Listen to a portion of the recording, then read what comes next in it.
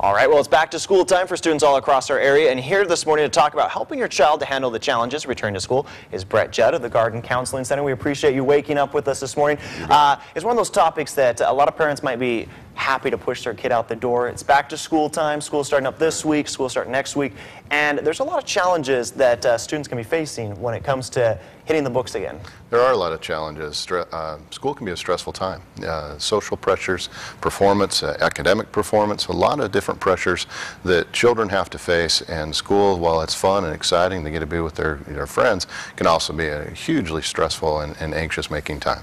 Are there warning signs that parents need to be looking for as maybe a new student, maybe they're starting the first grade or they're starting middle school or for the first time? Are there warning signs that parents need to say, this is more than just a little bit of stress, this is actually a serious problem? Yeah, I think that like with a lot of things, parents need to be watching and engaged with their kids, be aware of what they're doing and the changes that are happening in their everyday world. Are they beginning to isolate? Are they pulling away from activities that they would have used to do and love? Are they more irritable? And are they finding that, are they finding that the kids are not active and engaged and as social as they would normally have been?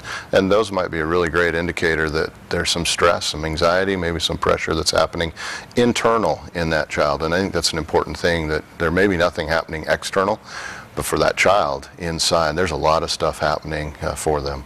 When do you decide it's more than just a common everyday challenge of going through teenage years and then you need to seek professional help? When should a parent make that decision? How can you make that decision? Well, that's a hard question because I think it's so different for everybody. But I think that the main thing is if that parent has spent some good time with the child, if they've had interaction and they're doing their own assessment and determined that I can't help this child do what they need to, maybe the school isn't able to help in the resources that they have, at that point it might be necessary to bring in somebody from the outside. But I think it begins with the parent and their relationship and their interaction with that child.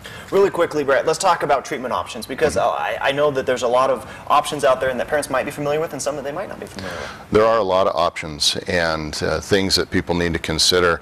And my personal belief is that we need to look many times outside into different avenues. It's not always about an immediate moving to a pill. It's not always about a medication or some normal. What are some things? Everybody's different, and the way that we react is so very different. And that can range from just traditional counseling, where you sit down, you work through there's interactions, some behavioral things, you're getting activity.